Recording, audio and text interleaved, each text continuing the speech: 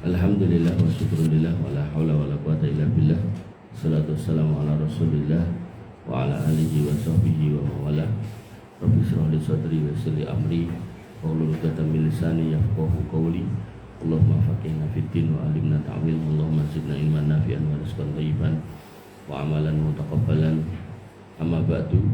Ibu-ibu yang dirahmati Allah, alhamdulillah puji syukur kita haturkan kepada Allah atas limpahan nikmat yang kita terima sehingga kita bisa bertemu lagi di dalamnya Ibu Indras dalam rangka melanjutkan perjuangan kita sebagai orang beriman, yaitu mengkaji agama kita lagi dan pilihan kitabnya At-Tadhkirah, yaitu kitab tentang hal-hal yang gaib dari mulai kematian, roh, alam kubur, benda kiamat dan seterusnya. Dan memang ketika kita ngomongkan hal-hal yang gaib, kita wajib merujuk kepada dalil. Makanya ketika beliau meminta kitab ini, sebenarnya saya juga sering bahas semua ini, cuman tematik dan tidak mengacu ke kitab ini. Karena dulu saya pernah melihat kitab ini tuh ada sebagian hadis-hadis dhaif dan Israiliyat yang tercantum di situ.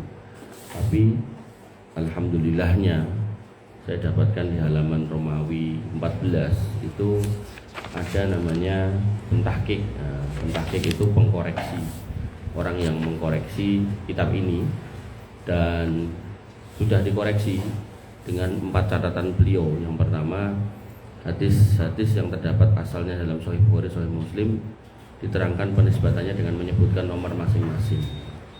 Jadi biar tambah valid, maka disebutkan rawi-rawinya, perawiat-perawiatnya. Kemudian yang kedua, ditakhrij hadis-hadis dan asar-asar dengan menerangkan kedudukan masing-masing, apakah sahih dan hasan dan dhaif. Nah, nanti ketika jenengan menjumpai yang dhaif, tentu kita akan melewatkan itu, artinya tidak perlu diingat-ingat lah gitu. Jadi kadang tuh ada kesalahan sebagian orang niku sing sahih ra dieling-eling, ning sing dhaif atau palsu malah dieling-eling terus sampai kene ngendi-ngendi. Contoh yang sering dijadikan dagangan para habib dan sufi-sufi itu tentang Allah menciptakan pertama kali semua, sebelum menciptakan segala sesuatu itu menciptakan Nur Muhammad. Itu hadisnya sampai pada level palsu gitu. Nah itu tapi disampaikan di mana-mana. Sedangkan hadis yang sahih bahwasanya yang pertama kali diciptakan itu Al-Qalam, itu malah ditinggalkan gitu. Jadi nek udah ngomongin Nur Muhammad itu terus kemana-mana sampaikan, sehingga akhirnya mereka ngulu pada Nabi Muhammad SAW. Bahkan ada yang meminta kepada Nabi SAW, bahkan sampai ada yang mengatakan Muhammad itu Asmaul Husna. Jadi kalau langsung minta ya Muhammad, berikan saya ini, berikan saya itu, ento, maka itu sudah apa ya istilahnya, menyimpang ya. Maka nanti kalau ketemu yang sahih hasan itu yang jenengan harus ingat-ingat, yang dhaif jenengan enggak usah ingat-ingat. Dan saya sempat beli kitab yang sudah dibuang hadis-hadis dhaifnya, tapi ya terus pas saya buka juga enggak menarik ternyata. Artinya ya tetap yang menarik baca aslinya, baca yang diterjemahkan apa adanya, tapi akhirnya kita tahu di sini dhaifnya, di sini hasannya, di sini sahihnya. Dan sebenarnya dalam tafsir Ibnu Katsir juga sama gitu. Beberapa ditemukan hadis-hadis yang dhaif, maka ya intinya pokoknya kalau ketemu yang dhaif itu kita bisa tinggalkan. Tapi kalau itu ada sawahidnya, sawah itu jamak dari syahid yang artinya penguatnya. Jadi misal hadis tentang apa nggih, an-nadhafatu minal iman, nah ini ku dhaif misal. Tapi kita tahu kalau memang Islam itu memerintahkan kebersihan. Dalam Quran disebutkan innallaha yuhibbut tawwabina wa yuhibbul mutatahhirin. Allah mencintai orang yang bertobat dan Allah mencintai orang yang selalu mensucikan dirinya. Maka ya hadis itu dhaif memang, tapi bisa diterima maknanya. Jadi jangan kemudian ditinggalkan juga kalau dhaif, kalau memang itu ada sawahidnya. Ibu yang dirahmati oleh Allah Subhanahu wa taala. Kemudian yang ketiga dituliskan di sini hadis dan asar-asar yang disebutkan isnadnya oleh Al-Qurtubi kami menjelaskan kriteria masing-masing berdasarkan keadaan perawinya. Nanti insya Allah ada di catatan kaki. Dan yang keempat, catatan peringatan atas hal-hal yang berlawanan dengan akidah dan manhaj. Jadi memang kitab ini juga berisi gimana ya? Karena memang pada waktu itu mungkin beliau itu banyak berinteraksi dengan orang, dan orang itu kadang dengan terlihat khusyuk, terlihat zuhud. Nah, akhirnya menarik minat sejumlah penuntut ilmu untuk mendekat dan belajar. Nah, delalah kemasukanlah pemahaman-pemahaman yang kurang tepat. Makanya di sini nanti dikasih catatan.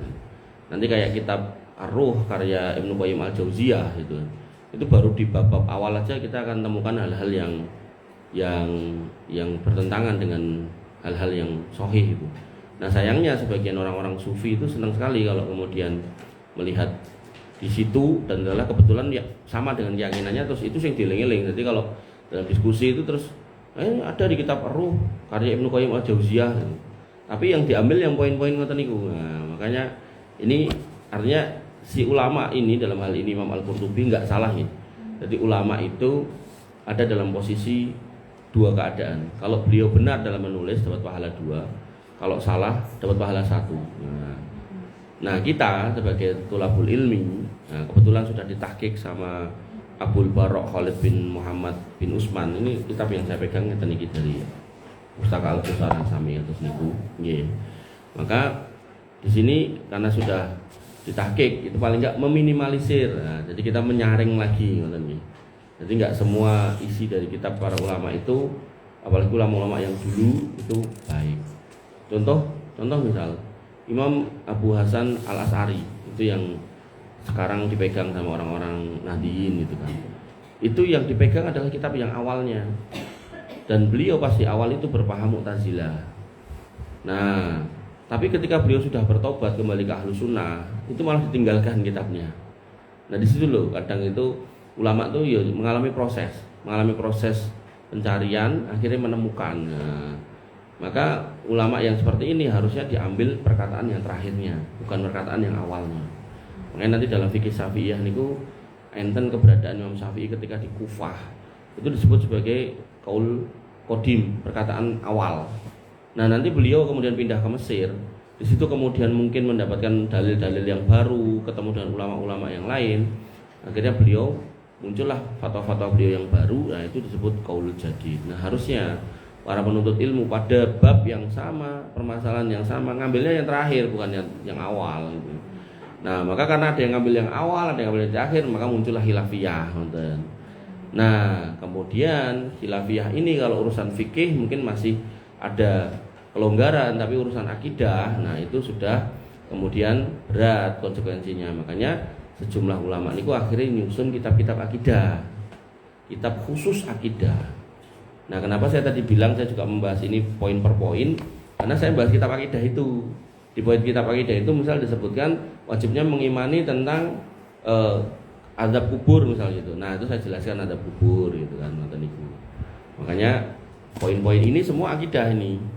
Nah, hanya saja dalam bab akidah harus kembali kepada dalil. Jangan kayak yang kemarin saya jelaskan ya. Jadi hanya berdasarkan cerita guruku munggah nembus Isra Mi'raj ping 70. Terus naumle goleki kancane ning surga gak ketemu, golekne neraka, ngancem neraka nek rambut toke engko tak pateni genimu. Nah, gitu-gitu. Nah, itu semua dusta ya. Artinya itu jelas bukan metodologi ilmiah dalam belajar ya. Maka niku harus ditinggalkan jauh-jauh. Ibu-ibu yang dirahmati oleh Allah Subhanahu wa taala. Nggih. Niku kemudian kita loncat ke ini bener-bener yang pertama atau nih kita? Oh ya udah. Kula ningali ngene jenengan warna-warni.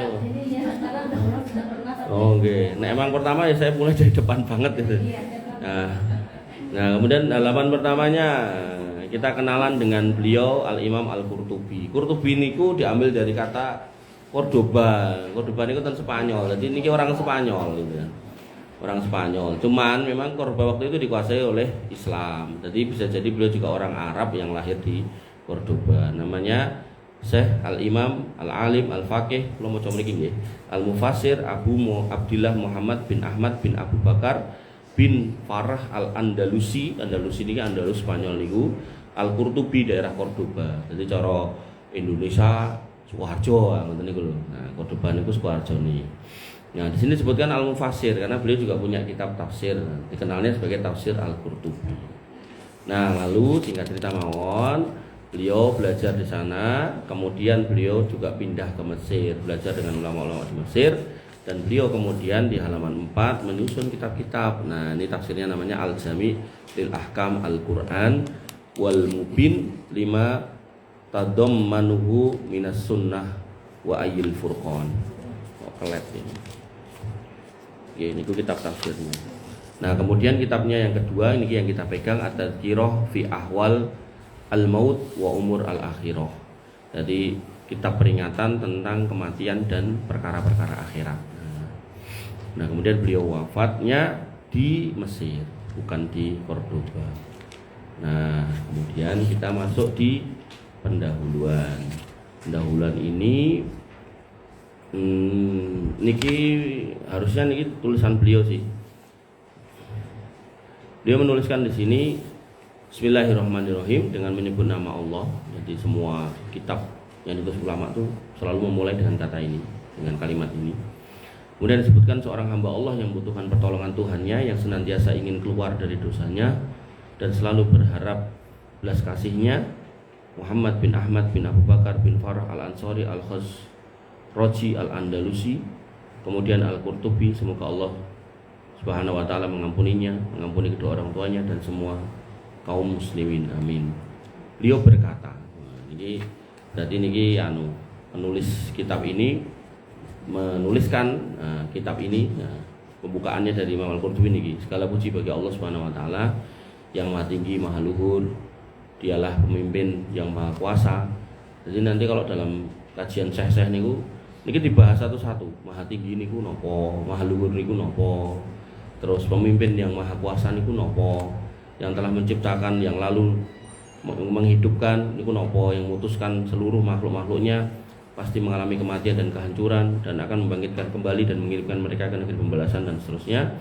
Kemudian beliau mengutip firman Allah Quran surat Toha ayat 74-76, sesungguhnya barang siapa datang kepada Tuhannya dalam keadaan berdosa, maka sesungguhnya baginya neraka jahanam dan tidak mati di dalamnya dan tidak pula hidup. Dan barang siapa datang kepada Tuhannya dalam keadaan beriman, lagi sungguh-sungguh telah beramal soleh, maka mereka itulah orang yang memperoleh tempat yang tinggi, yaitu surga Aden yang mengalir sungai-sungai di bawahnya. Mereka kekal di dalamnya dan itu adalah balasan bagi orang-orang yang bersih dari kekafiran dan kemaksiatan. Wa ba'du, sesungguhnya telah terfikir olehku untuk menulis sebuah kitab yang ringkas. Jadi ini sama Imam Al-Qurtubi disebut kitab ringkas, yang bisa menjadi peringatan bagi diriku dan menjadi amal soleh setelah aku mati, yaitu kitab yang membicarakan tentang kematian dan hal-hal tentang orang mati, penghimpunan dan kebangkitan, surga dan neraka, dan semua prahara dan tanda-tanda datangnya kiamat. Sebuah kitab yang isinya saya kutip dari kitab para ulama terkemuka dan tokoh-tokoh terpercaya dari umat ini sesuai dengan apa yang saya ketahui riwayatnya. Jadi beliau juga menyampaikan ini apa adanya. Jadi beliau tidak berusaha untuk mengarang-arang sesuatu yang digawe-gawe ngoten boten. Dan itulah ulama Rabbani niku ngoten niku, ulama yang baik dan benar niku ngoten niku. Nah, penisbatan riwayat tersebut akan Anda lihat dengan jelas di dalam kitab ini, insya Allah. Akhirnya saya beri nama At-Tadhkirah bil Ahwal Al-Mauta wa Umur Al-Akhirah. Jadi kitab Tadhkirah niki ada juga yang bikin namanya sama, dan itu ditenteng-tenteng sama orang-orang yang tadi saya bilang ketok zuhud, kemana-mana bahkan bawa panci, bawa ember, bawa kompor gitu kan. Nah, itu datang ke masjid-masjid bawa kitab namanya sama At-Tadhkirah. Nah, terus Imam Al-Qurtubi niki tadi menyebutkan bahwasanya ini tak susun apa adanya. Nah, dalam kitab itu yang mereka bawa niku kitabnya isinya mengada-ada gitu. Jadi misal disebutkan orang yang nggak sholat nanti kecemplung ning kuburan, terus dihimpit lemah, terus baru diblubet nganggo ulah gede dan seterusnya. Terus belakangnya tulisannya al-hadis nonton niku toh. Nah, itu jelas menunjukkan ketidakilmiahan kitab itu dan banyak. Jadi inti At-Tadhkirah kalau di sini menjelaskan tentang kematian dan segala macam urusannya termasuk akhirat. Kalau yang di situ intinya mengingatkan orang untuk sebenarnya untuk kembali ke jalan yang benar. Tapi metodologi penulisannya niku enggak benar gitu kan. Yaitu dengan memasukkan semua yang sifatnya tarhib, ancaman, pokoknya anggar isine medeni cemplungke gitu kan. Dia nggak peduli itu hadis dhaif bahkan hadis palsu, pokoknya cemplung gitu. Nah, ini harusnya seperti ini nggak dilakukan oleh seorang penulis kitab, khususnya kitab agama.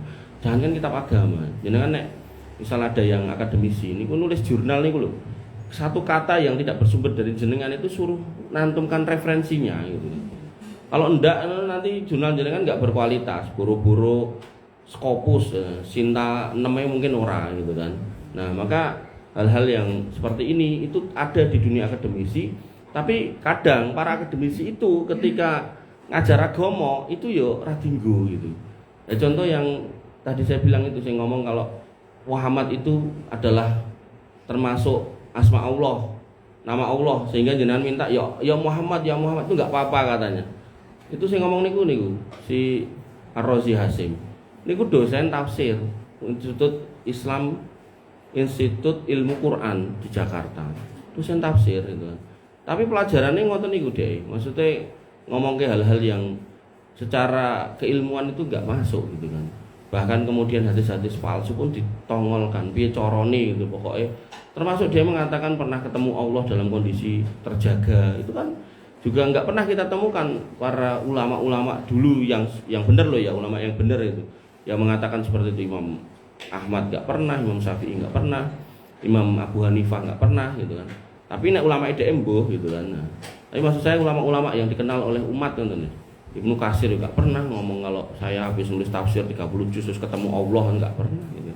Maka ya itulah orang-orang yang harus dengan hati-hati, dan memang hari-hari ini isine ngoten niku gitu. Makanya di pertemuan yang lalu nih kan akan muncul fitnah napa ad-duhaima ini, di mana orang itu akan terpecah menjadi dua golongan toh. Orang yang beriman tanpa kemunafikan sama orang munafik yang imannya enggak ada gitu. Nah, jenengan tinggal milih mau di sebelah mana jenengan mau berada. Nah, tentu orang yang beriman tanpa kemunafikan ini harus di atas ilmu. Ilmu didapatkan dari majelis ilmu. Majelis ilmu nih, majelis ilmu yang dibacakan di situ Quran dan Sunnah. Niku pun, jadi bukan majelis ilmu sing klotekan, sing macam-macam jogetan tak karu-karuan ngoten niku. Ya majelisan yo apa dangdutan, nah iku ya kleru. Iki ora dangdutan kok, selawat ning didangdutke, alah ya padha wae gitu. Oh niku ten negarane niku sing nyanyi ra klamben, ya Habibi, nah, tekan kene ya dikeki gamis, dikeki nawa kudung sing apik gitu kan, ketok dadi selawatan. Padahal niku lagu roman pecisan itu. Lagu si orang laki-laki kepada perempuan atau sebaliknya. Mboten klamben nganggo kundil ngoten niku. You can see gitu kan. Nah, Ibu yang dirahmati oleh Allah Subhanahu wa taala. Niku nggih pembukaan Imam Al-Qurtubi. Jadi beliau punya warisan yang luar biasa, sehingga kita termasuk orang yang harus bersyukur karena bisa membuka kitab ini satu demi satu. Dan saya selalu kalau mengajarkan kitab tebel itu saya pesan saya cuma satu kok, Mang istiqomah gitu. Kemungkinannya nggih namung kalih kok. Niki rampung atau rong rampung, kula sing mati dulu atau jenengan. Ngono wae. Nah niku istiqomah ngoten niku gitu. Lagi untuk rong bab wis ora tau mangkat. Aduh. Ah nggih termasuk tafsir niku nggih ngoten. Wah, tebel to. Jenengan istiqomah mawon, mungkin nanti sampai surat Al-Kahfi kula sing sedo, atau malah jenengan riyin. Kan ketok mungkin. Kursine ilang siji ya, berarti kan iya. Wong hidup niku namung ngoten niku, nunggu gantian to giliran. Nggih, kita mulai. Mati. Ya, mati. Halaman 11, nek kitabnya sama. Larangan menginginkan mati dan berdoa minta mati sebab bencana yang menimpa harta maupun tubuh. Artinya kalau masalah jenengan sesulit apapun, kalau niku urusannya masih urusan dunia, dilarang minta mati. Ya. Rame kali garwane, aku tak mati wae Mas. Wah, sapalan ibu-ibu. Kowe nek kawin meneh aku mati wae Mas. Atau mungkin kowe nek dadi pengangguran mendingan aku mati ya Mas gitu. Ya, maka selama masalahnya adalah urusan dunia, ada juga orang yang dikasih sakit, gue sabar 3 tahun, 3 bulan itu, 3 dino, nah. Terus pilih mati. Padahal jane nek dia mau nunggu 3 jam kas dicabut nyawane gitu kan. Tapi karena nggak sabar akhirnya tadi itu malah bunuh diri. Dan setan niku pintar Bu. Nanti dalam bab sakaratul maut niku bisikine itu sampai di ujung ketika nyawa mau dicabut niku. Putrane ngajari la ilaha illallah, dhek ngajari sing liyane. Putrane menyebutkan la ilaha illallah, dia berusaha diajari untuk menyebutkan yang lainnya gitu. Maka Imam Ahmad pun pernah ketika sekarat, putranya yang bernama Ahmad juga itu mengajarkan bapaknya la ilaha illallah. Tapi si bapaknya malah ngomong ora loh. Putranya kaget gitu. Begitu bapaknya bisa ditanyai dengan baik, loh kok jenengan malah ngendika ora ini apa Pak? Aku ki diparani setan lho. Langsung Imam Ahmad tandane ngoten. Dan dia mengatakan, "Mat Ahmad, amalmu wis akeh, tenang wae aman mlebu surga." Nah, Imam Ahmad pun mengatakan ora, minggat tok lunga. Nah, kenapa? Karena kalau dia iyakan, nah, dia akhirnya terus ngapain aku muni la ilaha illallah. Nah, meneng ae siki putrane meneng ae. Makanya diusir dulu setannya. Nah, hal-hal seperti ini nggih itu diusahakan terus sama setan. Makanya judulnya ini menarik, yaitu larangan minta mati dan bahkan berdoa minta mati, tapi sebabnya bencana yang menimpa harta dan tubuh kita. Imam Muslim meriwayatkan dari Anas, dia berkata, Nabi SAW bersabda, la yatamanna ahadukumul maut lidurrin nazala bih fa in kana la budda mutamanniyan falyakul Allahumma ahyini ma kanatil hayatu khairon li wa tawaffani idza kanatil wafatu khairon li. Maka janganlah sekali-kali. Nah, jadi tidaklah itu tidak. Di situ ada yatamanna. Benar-benar jangan gitu. Nun tanwin di situ adalah nun takkid gitu. Nah, maka jangan pernah gitu gampangnya gitu. Salah seorang di antara kalian minta mati ya, karena sebab lidurin, karena sebab masalah yang jenengan hadapi, nazalabihi yang ada datang kepadamu, turun kepadamu. Fa in kana la budda mutamainian, nek pada akhirnya bener-bener mentok. Ya, artinya membuka peluang tapi sedikit banget. Maka falyakul, maka silakan, tapi dengan kalimat Allahumma ahyini makanatil hayatu khairon li. Ya Allah, hidupkan aku sekiranya hidup itu baik untukku, wa tawaffani idza kanatil wafatu khairon li. Dan matikan aku sekiranya mati itu baik buat aku. Jadi bukan langsung minta mati, tapi sampaikan nek gesang niku sae kula nyuwun gesang sing sae. Nek sedo niku sae kula nyuwun sedo sing sae. Nanti dalam kalimat yang lain fa ahyini alal Islam wa tawaffani alal iman. Dari Anas pula dia berkata, Nabi SAW bersabda, sekali-kali jangan ada seorang pun dari kamu sekalian yang menginginkan mati, dan jangan berdoa memintanya sebelum ia datang kepadanya, karena sesungguhnya jika seorang dari kamu minta mati berarti terputuslah amalnya. Jadi kenapa kita nggak boleh minta mati? Karena orang yang mati niku nanti amalnya terputus. Padahal sungguh bertambahnya umur seorang mukmin hanyalah menambah kebaikan baginya. Niki nek jenengan pengen napa istilahnya? Pengen contoh yang menarik niku dalam bab Ramadan nanti. Jenengan kan mungkin sering dengar penceramah atau ustadz yang ngendikan keutamaan Ramadan, man shoma Ramadana imanan wa ihtisaban, ngoten niku to. Nah, mungkin ada satu keutamaan yang jarang disampaikan oleh para pengajar agama, apakah penceramah gitu. Yaitu bahwasanya dulu ada sahabat Nabi yang namanya Thalhah bin Ubaidillah. Nah, Thalhah bin Ubaidillah niki punya teman dua. Pernah dengar nih? Oh, ada yang pernah dengar nih? Oh, nate? Oh, ada yang belum, ada yang pernah. Nah, temannya dua niki, yang satu mati syahid, yang satu mati sakit. Mati syahidnya terjadi 1 tahun sebelumnya, yang mati sakit 1 tahun kemudian. Nah, lalu Thalhah bin Ubaidillah diimpeni. Diimpeni kalau temannya yang mati syahid ini masuk surganya lebih belakang daripada temannya yang mati sakit. Padahal orang mati syahid itu keutamaannya kan banyak.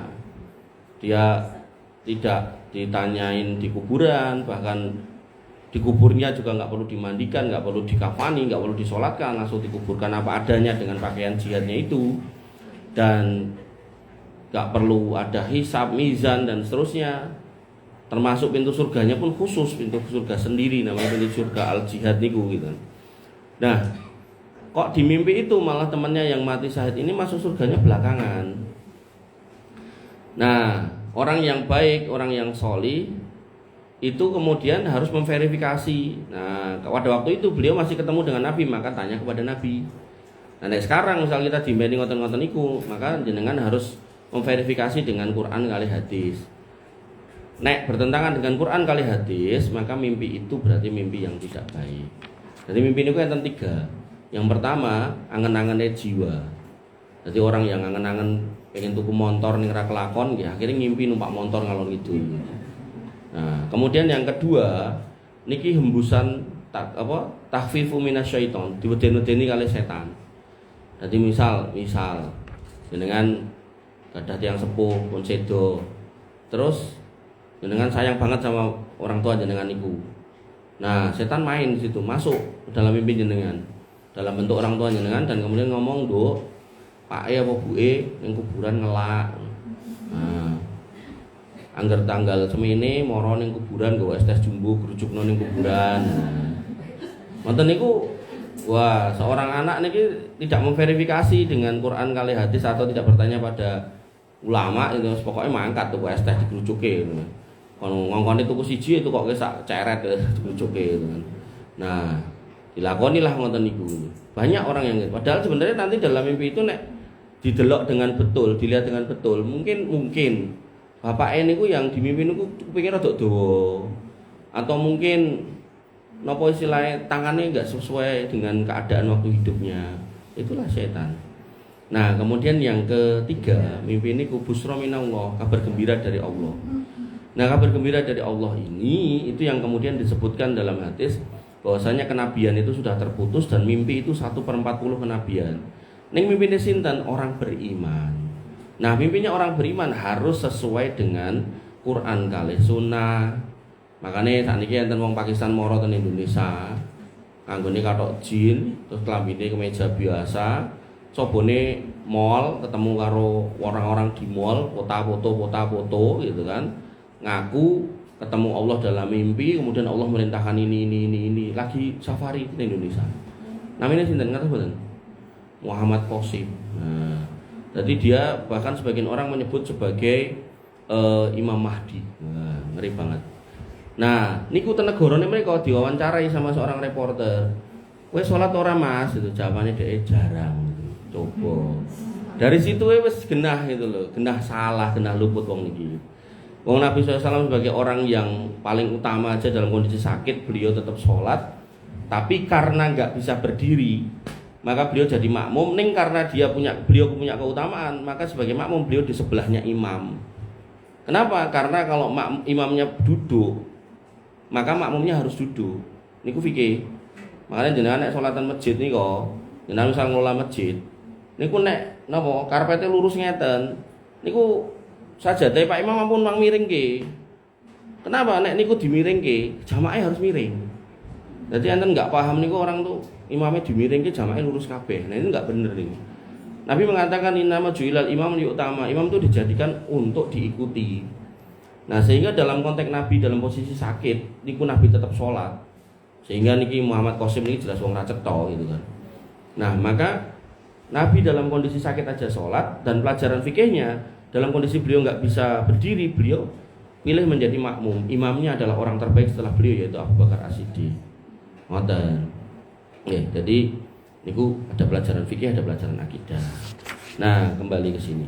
Ibu-ibu yang dirahmati oleh Allah Subhanahu wa taala, si mimpi tadi Abu Thalha tadi kemudian mendatangi Nabi, "Ya Rasul, saya kok mimpi teman saya mati syahid masuk surga lebih belakang daripada teman saya yang sakit." Nah, kemudian Nabi menjawab, "Bukankah temanmu qad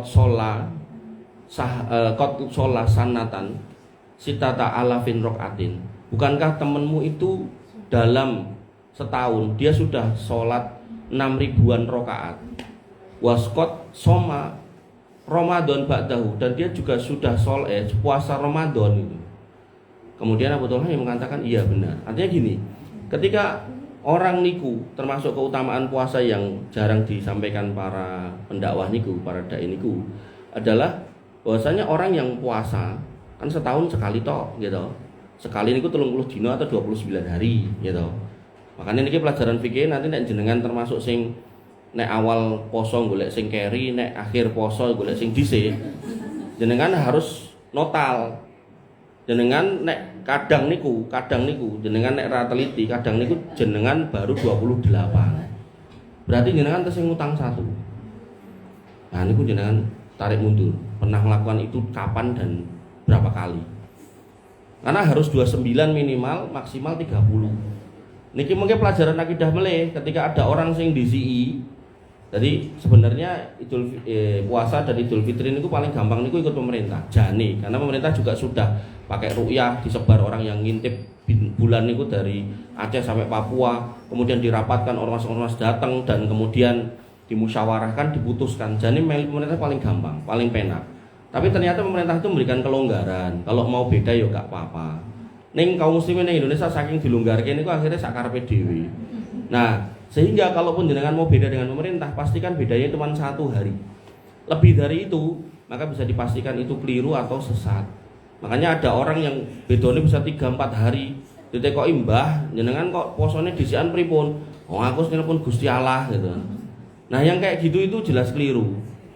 Nah, sehingga kalau jenengan termasuk yang duluan nek bodoh dan akhiran ketika mulai masuk poso, jenengan juga harus total. Nek totalnya adalah 28 berarti jenengan utang 1. Nah, kembali ke hadis tadi, Nabi menyebutkan keutamaan orang puasa itu, yaitu kalau kemudian dia ketemu Ramadan 1 kali dalam setahun, yaitu 30 atau 29 hari plus 6.000 rakaat sholat wajib. 5 dikalikan 360, niku ketemunya 6.120. Nah niku nek dilampahi nggak ada yang bolong, maka kata Nabi SAW itu bisa menyebabkan orang yang puasa dan sholat niki setahun mendahului orang yang mati syahid setahun sebelumnya. Nah, artinya kalau kembali ke sini hadis yang disebutkan pada nomor 2 ini, yaitu sekali-kali jangan ada seorang di antara kamu yang menginginkan mati dan jangan berdoa minta mati, karena sesungguhnya jika seorang dari kamu sekalian mati berarti terputuslah amal, padahal bertambahnya umur seorang mukmin hanyalah menambah kebaikan. Maka jenengan kalau ditambahi umur setahun niku harusnya banyak bersyukur. Kenapa? Misal Ramadan besok itu Ramadan jenengan terakhir, lalu jenengan sedo niku jenengan bisa masuk surga lebih dulu daripada saudara-saudara kita senten Palestina yang meninggal 1 tahun yang lalu. Ngoten. Mung goro-goro salat komplit kalih poso komplit. Makanya yang sholatnya belum komplit gek ndang dikompliti, yang posonya masih punya utang gek ndang dibayar utangnya. Nah nanti dalam fikih puasa lagi, orang yang punya utang puasa yang lalu kok nganti puasa berikutnya belum dirampung maka utang itu harus dibayar kodoknya dan ditambahi fidyah sejumlah hari itu. Nah, karena banyak yang tahunnya nggih mung nyaur tok, jadi jenenge utang 5 kok tambah poso sesuk kena telepon itu haid tambah 7, berarti utangku dadi 12. Ada yang penggalihnya cuma ngoten, padahal sebenarnya yang 5 ini harus disaur 5 tapi juga harus dikasih fidyah 5. Ngoten nggih. Nah, kemudian berikutnya disebutkan lagi, sekali-kali janganlah ada seorang pun di antara kamu sekalian yang menginginkan mati. Jika dia orang baik, barangkali dia akan bertambah kebaikannya, dan jika orang jahat, barangkali dia akan memohon keridhaan Allah. Jadi memang kebaikan orang Islam itu ya kalau dia bertambah usia itu harusnya bertambah baik amalnya. Makanya Nabi menyebutkan khairukum man tula umruhu wa hasuna amalu. Kamu akan menjadi orang baik atau terbaik ketika umurmu bertambah ya amalmu baik. Tapi nek napa istilah ini kok tua-tua keladi, makin tua makin menjadi. Nah, niku mboten sae. Sampai kemudian ada slogan grup band Indonesia niku, muda foya-foya, tua kaya raya, mati masuk surga. Niku secara logika susah, tapi nggih mungkin. Disebutkan di sini loh yang kedua tadi. Dan jika dia orang jahat, barangkali dia akan memohon keridhaan Allah. Jadi harusnya muda foya-foya, tua kaya raya. Nah, habis itu bertobat lagi masuk surga. Tapi nek bar kaya raya terus mati mabuk ya piye gitu kan. Nah, maka itu perlu koreksi lagi. Sedangkan Al-Bazzar dari Jabir bin Abdullah, dia berkata bersabda Nabi SAW, janganlah kamu sekalian ingin mati karena kedahsyatan di awal kematian amatlah berat. Ini yang disebut sakaratul maut. Sampai nanti ada sebuah riwayat itu rasanya kayak dikuliti, kayak ditusuk pedang, macam-macam ngoten niku. Dan sungguh bahagia jika seorang hamba diberi panjang umur lalu Allah mengaruniakan taubat kepadanya. Makanya Nabi niku memberikan contoh terkait taubat niku. Beliau SAW sehari niku istighfar minimal 70 kali sampai 100 kali. Niku Nabi yang sudah dijamin masuk surga. Adapun kita yang enggak ada tulisan hadis atau ayat manapun yang menulis kita masuk surga, yang ada secara umum orang beriman akan masuk surga, orang bertakwa akan masuk surga, orang ikhlas masuk surga dan seterusnya, maka tentu kita harus benar-benar lebih banyak dalam beristighfar dibandingkan Nabi SAW. Dan itu juga jangan kayak sebagian orang sufi yang disiasati dengan pokoknya anggar aku Pak, mulai kok bar subuh, nak subuhnya masjid mulai kok jam 09.00. Lah ngopo to Bu? Istighfar sik ping 1000 gitu. Mboten.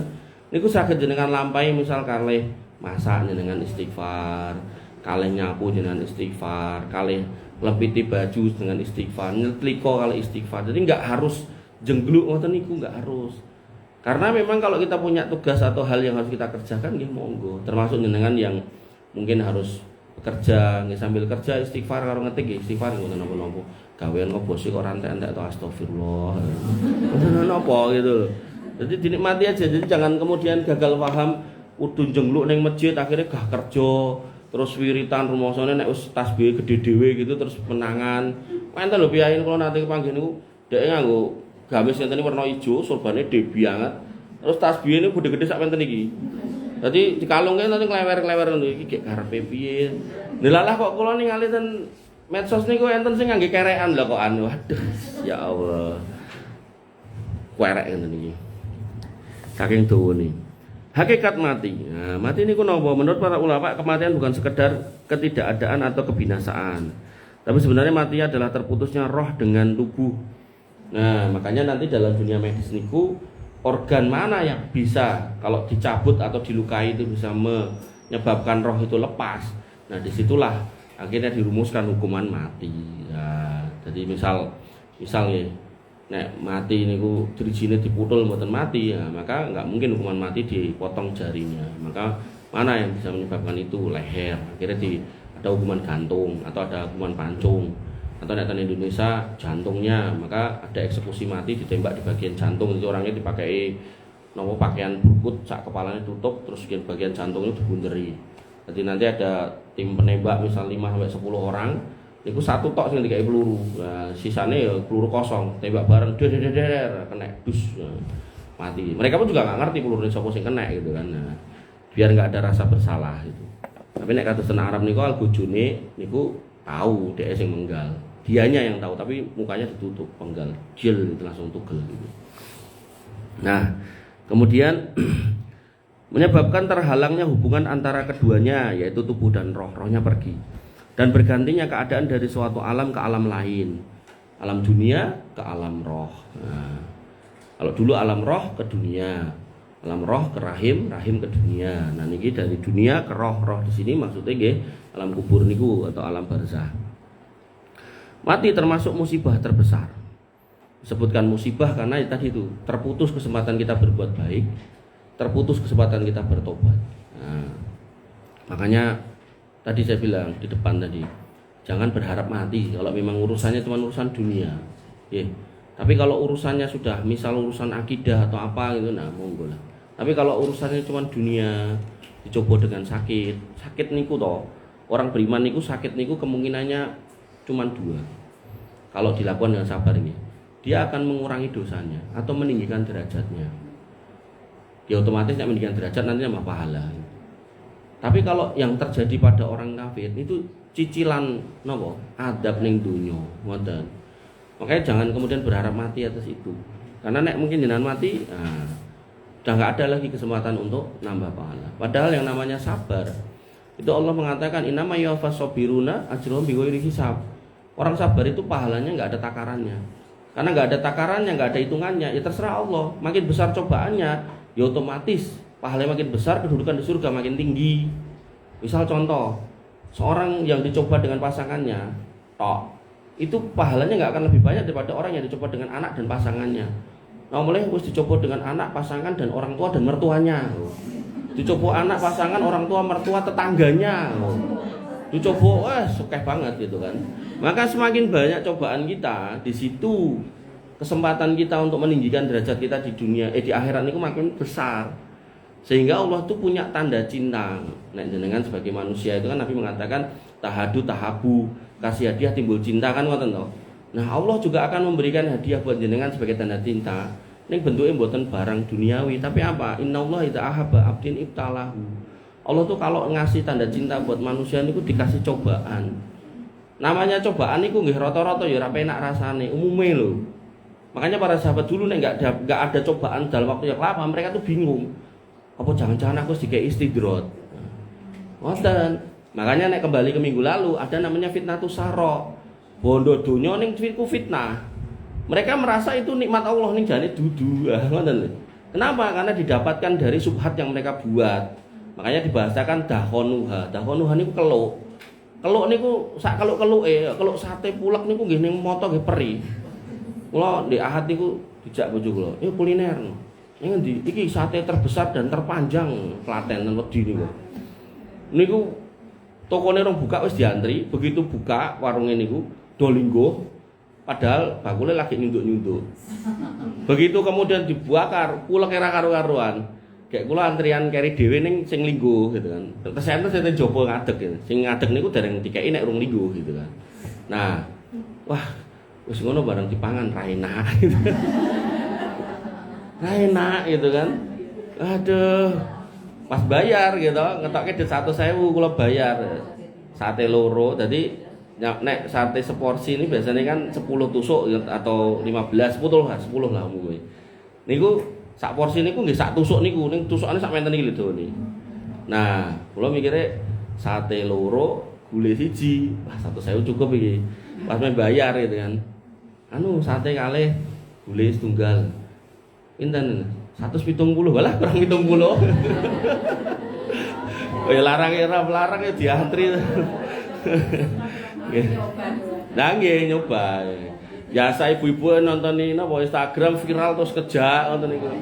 Kula niku sering sampai nate enten napa resto unagi napa ten Jogja niku wonten pinggir kali dhuwur bukit tekan kono unagine entek. Ya Allah, waduh banget padahal. Niku nek di kilometer hampir 100 kilo dari rumah ini. Demi kamu. Nah, disebutkan lagi mati musibah terbesar. Dan Allah menyebutkan dengan nama musibah. Allah berfirman dalam Quran surat Al-Maidah 106, fa asabathum musibatul maut loh. Jadi yang ngendikan itu sebagai musibah niku Allah. Oke. Makanya kalau itu musibah, jangan berharap, mesti. Menamine musibah, ya Allah saya lama enggak jenengan kasih cobaan, mang berikan cobaan yang banyak, orang karuan sanggup gitu. Lah tadi sahabat gimana? Dia cuma mensuudoni tapi bukan meminta, ngoten lho. Apa yo? Salahku apa yo? Akhirnya dia memperbanyak istighfar. Nah, itulah tiba itu orang beriman, bukan malah jaluk. Nek jaluk niku dikeki rong karuan sanggup, Bu. Bener. Makanya yang terbaik dari semua yang di hidup ini, nggih, gak usah jenengan minta yang namanya cobaan. Tapi yang jenengan dapat, nah niku jenengan jalani kanthi sabar. Kenapa? La yukallifullahu nafsan illa wus'aha. Nek Allah yang milih itu insya Allah jenengan itu terpilih sebagai orang sanggup. Tapi nek jenengan yang minta urung karuan sanggup. Nah, makanya dalam jabatan mirip ngoten. Jabatan niku nek diminta, maka enggak akan hadir pertolongan Allah. Tapi nek dikasih, maka Allah akan senantiasa menolong. Ngoten. Makanya banyak kepala daerah yang tersangkut korupsi itu karena napa? Minta itu loh. Dan untuk minta ternyata mahal. Makanya berlakulah politik dagang. Nek aku ngetokke ya kowe aku kudu entuk balen. Nah, ngoten. Nggih. Nah, jenengan terjebak pada politik praktis iki luwih ngene iki luwih ngono. Nah, ampun gitu kan. Selama dua-duanya masih muslim, mana yang jadi jenengan doakan. Itu yang terbaik dalam fikih yang saya tahu. Jangan terjebak mendukung sing iki enggak gitu kan. Nanti akhirnya nek iki enggak jadi jenengan terus dino-dino mau anyel wae gitu. Dan itu luar biasa. Saya sering ketemu ibu-ibu pun sepuh ngoten niku. Wah, presiden ngene. Padahal presiden nggih Islam gitu kan. Ini kan doakan aja. Makanya saya enggak tahu pernah cerita di sini atau di mana. Mungkin di masjid yang sana, masjid Al-Hidayah ya. Nah, saya itu sebulan itu ngisi kajian 80 kali. Nah, Niku masjid niku minimal niku 20-an masjid. Niku pas judi online niku saya sampaikan, judi online itu bahaya gini. Tapi ya orangnya efek pemain judi ini tambah banyak gitu kan. Soalnya sing judi mboten pengajian gitu kan. Tapi begitu yang kita doakan Pak Presiden semoga baik dan niku kemudian dia nyuruh menteri-menterinya, nyuruh polisi, nyuruh tentara beresi. Ya kemudian digulung. Nah, soal kemudian ada yang kecer itu lain cerita. Tapi efeknya lebih signifikan kalau yang melakukan pemerintah. Makanya dalam hadis man ra'a minkum munkaran falyughayyirhu biyadihi itu sebenarnya kembali ke pemerintah. Karena mudorotnya yang kalau yang melakukan pemerintah itu sedikit. Nah, tapi nek penceramah sing ngomong, kemudian penjudine do krungu ning jopo, itu cegat ning dalan, selesai sudah ustadznya gitu kan. Nah, maka sampai yang saya dengar kan kalau enggak bulan ini bulan depan mungkin atau setelah lebaran, Pak Presiden itu mau bikin namanya peraturan presiden PP tentang larangan judi online. Itu kalau udah pemerintah yang bikin kayak gitu aturan, udah kita itu tinggal dongake semoga kemudian beliau dikasih panjang umur. Soal ada kekurangan lah, jangankan ngomongin presiden, saya aja loh sebagai suami istri saya, itu nek jangan kepanggil istri saya tekoki, kurangnya apa nggak jawab ngentutan, mesti enek kekurangan. Wong jenengan aja nggak pernah tahu kan, ketoke piye ngono kan. Tapi sebenarnya enggak, ngoten. Ya sama pasangan-pasangan jenengan juga sama, ngoten nggih. Nah, dengan demikian mati memang musibah besar, terbesar dan bencana paling dahsyat. Sungguh pun demikian para ulama kita mengatakan bahwa ada musibah yang lebih besar dari mati, yaitu lalai dari mati. Jadi mati niku udah terbesar, lalai dari mati niku yang paling besar. Dia ngerti mati sewaktu-waktu tapi nggak siap-siap. Dia nggak peduli, nggak pernah mikirkan serta tidak beramal baik sebagai persiapan untuk menghadapi kematian. Makanya Nabi pernah ditanya, ayyul mu'minina aqyas. Orang beriman mana yang paling cerdas? Nabi mengatakan alladzi aksaruhum lil mauti dzikron, yang paling banyak ingat mati. Tapi yo enggak mung inget tok. Summa ba'dahu istidadan. Kemudian setelah itu dia siap-siap. Niku wong cerdas. Lho berarti wong cerdas ora sing gelare dawa kok jenengan. Mboten. Nek wong gelare dawa tapi ora tau kelingan mati ku yo pekok asline gitu kan. Lah akhirnya kan orang kalau kemudian punya gelar panjang, punya kedudukan tinggi tapi enggak inget mati, akhirnya apa toh? Yang urip ning donya sak karepe dhewe gitu. Rumangsa duwe jabatan, rumangsa duwe pendidikan, rumangsa duwe duit akeh gitu kan. Apa sing dipingine dituruti sehingga berlaku kaidah napa? Innan nafsal amaratum bisu. Ngikuti hawa nafsu ya otomatis condongnya pada kejelekan. Maka enggak ada kebaikan pada apa yang kita miliki ketika kita memilikinya dengan tidak diiringi ingat mati. Niku penting. Artinya jenengan kalau misal beli mobil misal atau beli motor, bahkan mungkin jenengan beli pesawat gitu kan. Dan jenengan enggak ingat mati, jenengan akan mung para prono rene ra karo-karoan. Tapi begitu jenengan ingat mati, niku misal jenengan nitih mobil napa motor napa pesawat jenengan niku, payah salat ya salat. Salat sik. Walaupun judulnya piknik, ngoten to. Ada ibu-ibu pengajian piknik ngono ning pas wayah salat ya bablas ae gitu kan. Penting pokoknya ning bis karaokean gitu kan lho, piye to iki. Nah, ngoten-ngoten niku nggih yang harus hati-hati. Kemudian serta tidak beramal baik sebagai persiapan untuk menghadapi kematian. Padahal mati itu sendiri merupakan pelajaran bagi orang yang mau mengerti, sekaligus pemikiran bagi orang yang mau berpikir. Dan sebuah kabar yang diriwayatkan dari Nabi SAW dikatakan, andaikan binatang ternak itu ngerti pelajaran dari kematian sebagaimana kamu yang mengetahui, niscaya tidak akan ada ternak atau binatang yang gemuk yang bisa kamu makan. Jadi dan kuburan itu enten penggali kubur niku nek cerdas. Ini bukan soal nek cerdas ora mungkin dadi penggali kubur, mboten. Nek cerdas penggali kubur niku DE harusnya orang yang paling rajin sholat, paling taat pada Allah. Tapi faktane sok-sok malah ra sholat gitu. Apa kowe dadi penggali kubur? Lah soalnya nanti kerjaan liya selain duduk iki. Ngoten. Parah meleh, ngapunten cah nom-nom niku kadang jangan malah ning kuburan. Kadang do main gaple main apa ten kuburan, mendem ning kuburan. Padahal sebenarnya pelajaran besar ketika kita ada di kuburan. Ngoten. Makane nek ning kuburan niku jenengan nek mungkin jenengan ajeng dikubur. Mah meleh kalih putrane. Kuburno aku karo wong Islam wae le sing ra nganggo kijing. Jadi orang Islam niku dimuliakan hatta sampai masuk kubur. Kuburannya nggak boleh diduduki, nggak boleh diinjak, bahkan masuk makam itu suruh copot sendal selama makamnya nggak ada yang membahayakan ngoten nggih. Tapi begitu dikai kijing ya tinggo lingguh, tinggo yang-yangan. nek kijinge gedhe ombo malah dienggo ngarepe dikeki gerobak angkringan gitu. Nonton praci waluya ngono ya toh dikeki gerobak. Ngoten niku. Makane jenengan mendingan dikuburke ten makam-makam muslim yang enggak ada kijingnya itu. Itu malah arep lingguhi yo gen keprot bokoke kono gitu kan. Maka itu lebih baik. Riwayat lain menyebutkan bahwa seorang badui berjalan mengendarai ontanya, tiba-tiba ontanya tersungkur mati. Maka badui itu pun mengitari kendaraannya.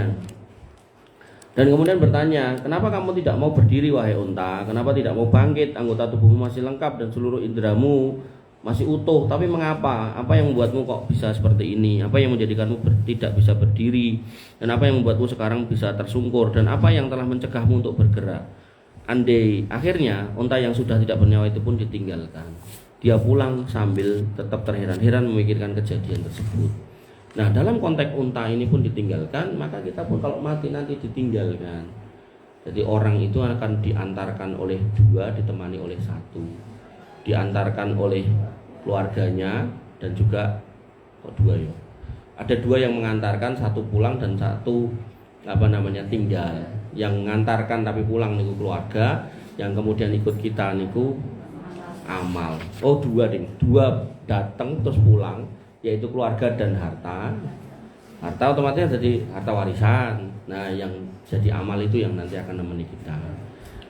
Makanya hampir-hampir ya, nggak ada orang yang saking cintanya terus ditinggal mati terus pilih ngancani ten kuburan gitu. Hampir nggak ada. Walaupun ada sebagian orang. Ini niku bukan berarti sesuatu yang baik ya. Nanti ada orang, wah si Aki bunuh diri gara-gara kon bojone mati lah ngopo. Melu-melu Romeo and Juliet lah wong kafir kok dipenoni. Ampun ya. Jadi itu juga bukan perbuatan yang benar. Maka benar orang pun menyenandungkan syair tentang seorang tokoh yang pemberani yang tiba-tiba mati. Jadi seorang pemberani mati, kemudian ada dibikinkan syair yang berbunyi, sebelum kematiannya tiba, petanda telah datang mengabarinya, ia pun jatuh terkapar, terhentak pada tangan dan mulutnya. Dia enyahkan baju besi dan tombaknya, lalu bentangkan jasad, terlentang dada, tengada, bagai kayu besar terbelah dua. Oh kasihannya, penunggang kuda kesatria, ada apa denganmu? Kekuatan sirna dan tidak bicara. Ini dua tangannya, ini semua raganya, tidak satu pun terluka, tidak tercerai belai. Oh betapa pedih tiada kata jika Allah menjatuhkan qadarnya, musibah besar menghampiri Anda tatkala tidak mengagungkannya. Kematian adalah berita nyata. Kita di sini menjadi saksi betapa dahsyat ketika terjadi, namun ingin selalu diingkari. Jadi orang tentang kematian itu apa nggih? Sak kuat-kuatnya orang ya tetap akan mati. Bahkan ada binaraga istilahnya. Coro awak ini terbagus sak donya. Kulo lali jenenge Amerika hitam. Niku dhek pengen mungkin ototnya tambah gede napa pripun lho, ngangkat beban sing tambah berat. Akhirnya enten ototnya yang tugel pedot. Mlakune bongkok akhirnya. Jadi sudah enggak lagi ketok gagah. Niku dikeki urip. Nah, iki malah pun mati. Makanya secantik apapun kita, seganteng apapun kita, sehebat apapun kita, pada akhirnya akan mati. Saestu pada akhirnya akan mati. Jenengan jeniteni presiden Indonesia sing dereng mati kan pinten niku mulane. Bu Mega, Pak BY, terus Pak Jokowi, Pak Prabowo, sisanya pun mati gitu. Oke. Gitu. Tinggal 4 nih gitu. Makanya semuanya pasti akan mati ya. Kullu nafsin dha'iqatul maut. Kemudian At-Tirmidzi Al-Hakim Abu Abdillah meriwayatkan dari Nawadir Al-Usul telah bercerita kepada kami Qutaib bin Sa'id dan seterusnya dari Muhammad bin Al-Munkadir. Dia berkata salah seorang anak dari Nabi Adam meninggal dunia, maka beliau berkata, hai Hawa, anakmu telah mati. Jadi Nabi Adam berkata kepada ibunda Hawa, anakmu telah mati. Dia kemudian bertanya, apa itu mati? Nabi Adam menjawab, tidak makan, tidak minum, tidak berdiri, tidak duduk. Maka Hawa pun menangis keras. Akhirnya Nabi Adam berkata, hindari dirimu dan anak-anak perempuanmu dari tangis keras. Aku dan anak-anak laki-laki tidak bertanggung jawab atas hal itu. Nah ini kan catatan kaki satu di sini disebutkan bahwasanya isnadnya sahih maktu, artinya terputus, nggak sampai kepada Nabi SAW. Nah terus matan itu isinya itu kok aneh gitu kan, dan seperti diambil dari cerita Israiliyat. Karena sanadnya ini sahih, ya tapi nggak sampai kepada Nabi, dipertahankan sama sama penulis kitab ini. Makanya yang kayak gini-gini kan itu kita nggak usah diingat-ingat, jadi nggak apa-apa. Kemudian penjelasan singkat tentang al-istiqtab. Nah, pada pembahasan lalu terdapat kutipan Nabi SAW yang berbunyi fala'allahu ayyasta'tiba, barangkali dia akan meminta ridho. Istiqtab itu minta ridho. Sehingga istiqtab adalah tolabul utbah, yaitu minta keridhaan dari Allah. Tetapi keridhaan itu tidak mungkin diperoleh kecuali dengan bertaubat dan menarik diri dari melakukan dosa besar. Jadi yang namanya keridhaan Allah itu hanya akan didapatkan dari bertaubat dan meninggalkan dosa-dosa besar. Makanya nanti ada hadis tentang orang yang sholat dari sholat ke sholat itu menghapus dosa, dari puasa ke puasa menghapus dosa, dari Jumat ke Jumat menghapus dosa. Maka mayoritas ulama berpendapat itu dosa-dosa kecil. Kenapa? Karena dosa besar itu harus bertobat. Sehingga nanti orang yang akan kecemplung di neraka, dalam hal ini gagal melewati sirat, itu orang kafir, orang musyrik, orang munafik, dan orang fajir. Orang fajir ini pelaku dosa besar, tapi masih punya iman, sehingga dia nanti akan dikeluarkan dari neraka, dimasukkan ke surga sebagai gelombang terakhir penghuni surga. Nah, kenapa dia masuk situ? Karena pada waktu dihisab sama mizan nggak diampuni. Kemudian pas pembagian syafaat orang keduman. Nah, sehingga yang jadi syafaatnya adalah syafaat dari Allah terakhir ketika dia sudah masuk ke neraka. Nanti syafaat yang pertama itu diberikan oleh Nabi Muhammad SAW. Kemudian yang kedua, syafaat yang kedua ini dalam hadis syafaat yang panjang. Syafaat yang kedua itu akan diberikan oleh orang-orang yang disebut sebagai orang-orang as-solihin, orang-orang solih. Nah, kemudian baru diberikan oleh para nabi. Para nabi nanti akan memberikan syafaat. Yang kedua ini syuhada, kemudian para nabi, baru solihin. Nah, kemudian yang terakhir yang tidak tercover dari 4 ini itu baru Allah. Nah, Allah ini dalam hadis itu syafaatnya niku mengambil mereka di dalam neraka gitu. Jadi mereka udah posisinya udah masuk neraka. Dan tinggal sekarang jeda dari 1, 2, 3, 4 ini berapa? Nek misal jedanya 1 hari gitu. 1 hari ten mriko 1000 tahun ten mriki. Berarti nek niki keempat niki to 1, 2, 3 berarti 3 hari. 3 hari ping 1000 3.000 tahun. Jadi dia harus mencuci dosanya dulu di neraka 3000 tahun. Tapi karena masih punya iman tetap dikeluarkan. Dikeluarkan terus cemplungnya ke sungai kehidupan, dan kemudian dia tumbuh kayak tokolan, dan kemudian disuruh masuk surga. Ngoten niku kon mlebu surga mesti ngomong surga pun kebak ya Allah. Mlebu. Idhafat kulil jannah pun kebak kata dia. Dia wis bayangnya kayak nek ten donya niku lho ajeng piknik makan keri, bayangannya bisa kebak gitu. Nah, kemudian yang ketiga, nek kita kan mungkin manusia nek dikongkon ping bola-bali wegah ya sok karepmu nek mau nyemplung ning neraka gitu kan nek kita. Tapi karena ini Allah punya Ar-Rahim yang tersimpan nanti di akhirat untuk orang-orang yang beriman, hatta yang imannya cilik, kelakuannya ra karo-karuan ning donya, itu tetap akan diberikan haknya. Maka Allah mengatakan masuk ke surga, sudah disiapkan 10 kali kenikmatan raja dunia untuk kamu di sana, yang mbok minta dikasih, yang mbok ngen-ngen dikei, diwujudkan. Baru dia mangkat. Nah, orang-orang yang syafaat terakhir ini tadi, itu salah satunya adalah Nabi mengatakan tentang orang pelaku dosa besar, kullu ummati mu'afan illa al-mujaharoh. Setiap umatku itu akan diampuni kecuali al-mujaharoh.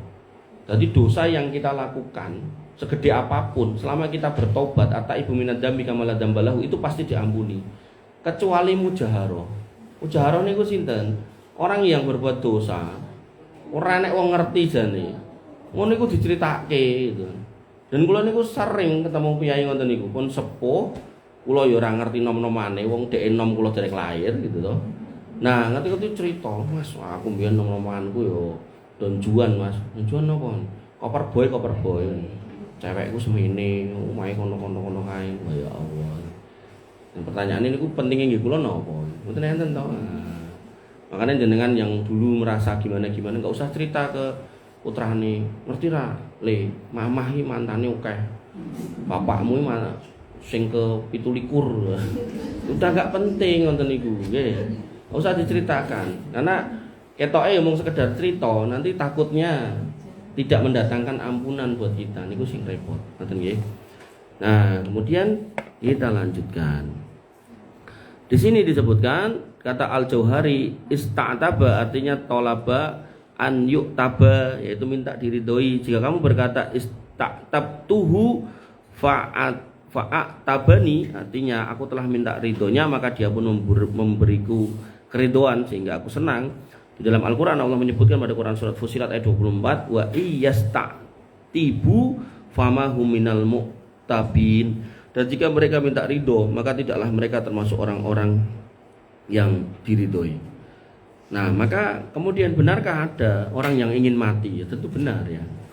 Adapun mengenai siapakah yang menginginkan mati, maka ada riwayat dari Sahal bin Abdullah At-Tusturi bahwa ia berkata tidak ada yang menginginkan mati kecuali 3 kelompok. Jadi ini beliau berpendapat. Jadi pendapat ini karena bukan hadis ya, jadi pendapat ini bisa benar bisa salah gitu. Yang pertama, orang yang tidak menyadari tentang hal-hal yang bakal terjadi setelah kematian. Jadi orang yang minta mati itu atau bahkan bunuh diri itu orang yang itu belum punya bayangan. Engko ning kuburan meh diapake apa ning neraka itu meh diapake. Makanya dia itu selalu definisinya gampang.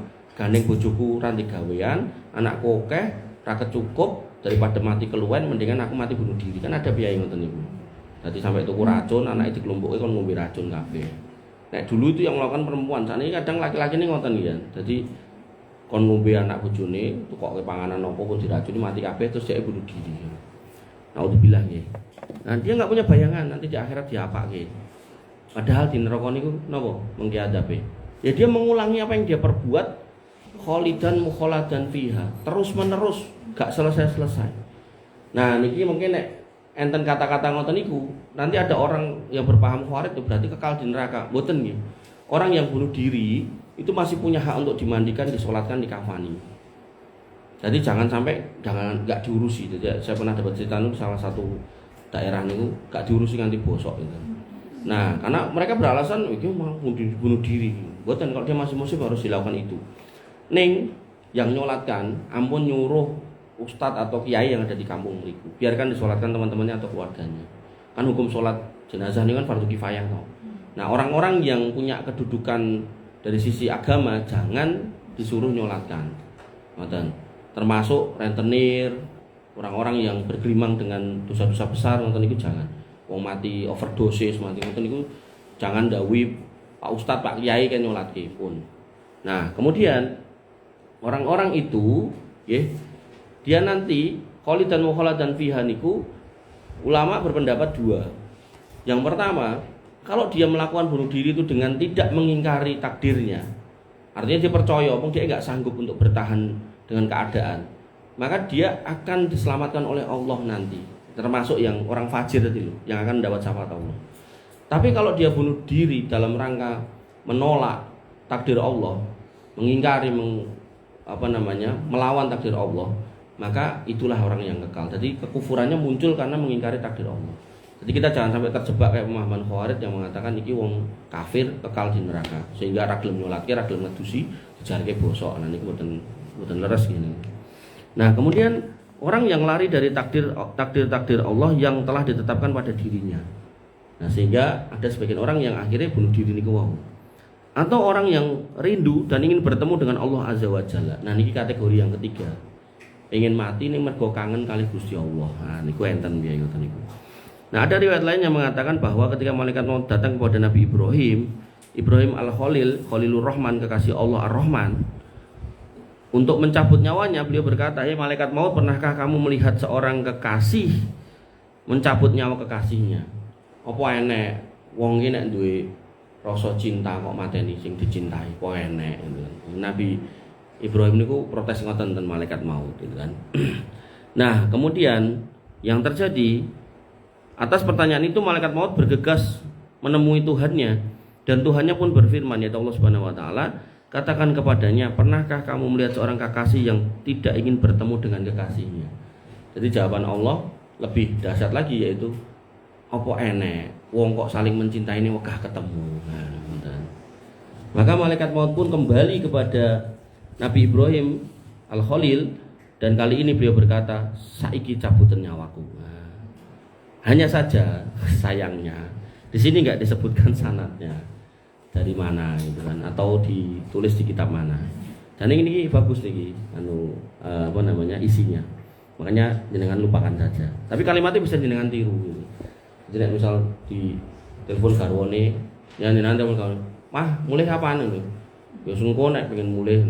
Apa enek wong ngomongnya seneng kok ora gelem mulih. Ngoten. Itu boleh dengan ambil itu, tapi nek sing cerita niki ya ini enggak ada tuh. Dan kata Abu Darda radhiyallahu an, tidak ada seorang pun yang beriman kecuali dia meyakini bahwa mati adalah lebih baik baginya.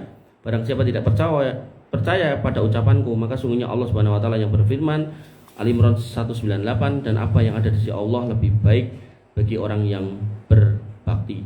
Dan firman-Nya pula pada Al-Imran 178, dan janganlah sekali-kali orang kafir itu menyangka bahwa pemberian tangguh kami kepada mereka adalah lebih baik dari mereka. Begitu pula Hayyan bin Al-Aswad berkata, mati adalah jembatan yang mengantarkan seorang kekasih kepada kekasihnya. Jadi ketika jenengan kangen atau rindu ingin ketemu Allah Subhanahu wa taala, maka wasilahnya adalah mati. Hanya saja matinya adalah mati yang baik. Mati yang baik, nah ini penting. Ini tambahan kula. Mati yang baik itu satu, di atas akidah yang lurus, kemudian di atas amal yang sholih.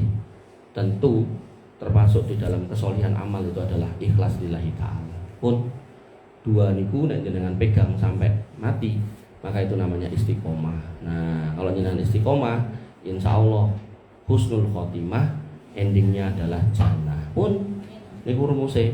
Nah, istiqomah niku masing-masing. Ada yang orang istiqomah dakwah, ada yang istiqomah sholat, ada yang istiqomah nopo. Silakan jenengan pilih sesuai dengan kondisional masing-masing. Nah, misalnya dengan konteks kajian niki udah mang istiqomahi sampai mati. Pun wonten mawon, namune pun pensiun ngger tanggal 1 nopo transferan to, ajeng nopo melih. Nah, tinggal digoleki agenda napa niku kajian. Tambahan saya terkait dengan Ramadan. Nah, dalam Ramadan itu ada satu hadis yang menarik yang mungkin jenengan napa istilahnya sering dengar itu, yaitu man fatara iman kana lahu mislu ajrihi min ghairi ayang kusu min ujurihim sayya. Siapa yang beri buka orang yang puasa, dia akan mendapatkan pahala orang itu tanpa mengurangi pahalanya. Ngoten toh? Nah, jadi kalau dikontekkan pada pelajaran kita ini tadi, ketika jenengan misal tahun ini adalah puasa jenengan terakhir, gitu. Maka ketika jenengan hari ini yuswanya misal 55, Nabi Nuh niku umurnya dalam sebuah riwayat itu disebutkan 1050 tahun. Nah, ketika jenengan hari ini umur jenengan 55, maka jenengan nek pengen nyalip umurnya Nabi Nuh kan nggak bisa. Mama tahun depan udah meninggal. Ngomong nggak meninggal pun ya sangel. Kenapa? Karena Nabi mengatakan umur kita tuh antara 60 sampai 70 kan ngoten. Wa aqalluhum ya juzu dalik, sedikit yang lewat dari situ. Nah, tapi bisa jenengan nyalip umurnya Nabi Nuh 1000 tahun niku. Caranya gimana? Hadis tadi jenengan aplikasikan. Misal jenengan besok Ramadan niku puasa 30 hari. Terus jenengan menyisihkan sebagian harta jenengan ngasih buka 30 orang. Maka ketika jenengan sedo di umur 55, niku seolah-olah jenengan ketambahan setahun. Sepakat mboten? Nah, bingung.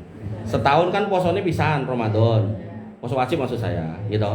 Ramadan niku 30 hari, gitu. Artinya ketika jenengan ngasih makan 30 orang, niku jenengan seolah-olah umurnya ketambahan setahun. Sepakat? Yeah.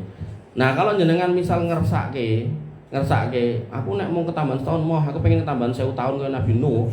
Maka tinggal jenengan pengke 30 wong ping 1000, 30.000. Lah sak buku pinten? Nah, nek kotakan niku 10.000 pun masuk ya 10.000 ping 30.000, 300 juta. Kok larang men? Nek jenengan pengen sing murah gitu kok kayak Aqua niku gitu. Aqua sak kotak 24 di sini toh. Nah, ping 1000 karton 24.000. Tambah pinten melih niku kan. Terus jenengan dongke teng masjid-masjid. Anggere nek wong buka nganggo Aqua jenengan surut ngoten. Nah, niku berarti jenengan entuk sedina ping 24.000 niku. Ngoten. Ya, neng niki catetane, nek jenengan memang bener-bener sugih ampun pelit gitu. Maksudnya jenengan mampu 300 juta, wong omah nek di 3 miliar, mosok 300 juta ora metu malah goleke aku wae. Nah niku jenenge wong pelit. Pelit itu dalam Islam juga jelek, ngoten nggih. Nah, wah nek ngono ya aku ya ora iso sing 300 juta ora sanggup sing aku wae ya ora iso. Nggih niki ngenten carane melih. Mang titeni to jenengan sing sugih, mang kandhane niki. Terus mungkin Mang Sanjang, mungkin nek jenengan ajeng usung-usung kula tak ngewangi. Oh. Nek jenengan sing sugih ya ampun usung-usung, aku kleru. Jenengan sing musunge ngene sinten nek jenengan sing sugih malah pilih musung-musung. Nah, nggih. Nah niku cuman tambahan aja intermezzo yang berdasarkan ilmu. Jarang to jenengan mireng niki to. Nah, jarang. Dadi nek jenengan ketemu niku wau 30.000 wong dikai buka. Nah, jenengan sedo 55 berarti seolah-olah 1000 tahun plus 55. 1055 tahun pun nyalip Nabi Nuh. Nah, golek ning ngendi Mas niku wong niku? Ten saya terus sekali buka 7.500. Nah, berarti mung petang dina ten niku. Nah, berarti nek aku tak rono usum-usum, monggo. Terus kula nate ngisi pengajian ten Ulul Albab Sukoharjo niku, Purwokerto niku santrine 1000. Nah, niku 300 juta mangkeke pondok niku terus Mang Sanjang. Tat iki tulung nggo buka selama 30 hari. Ya, ngoten. Pas niku bot, ora usah bingung. Tapi nek di paring ngeten mriki tok niki piye pinten iki 50 30 ping para 50 terus ketemu kabeh banget. Artinya bertahun-tahun. Ngoten. Demikian yang bisa saya sampaikan. Tidak saya tutup dengan doa karena saya ada acara. Kurang lebihnya saya mohon maaf. Wa'alaikum minkum subhanakallahumma bihamdika asyhadu an la ilaha illa anta astaghfiruka wa atubu ilaik. Assalamualaikum warahmatullahi wabarakatuh.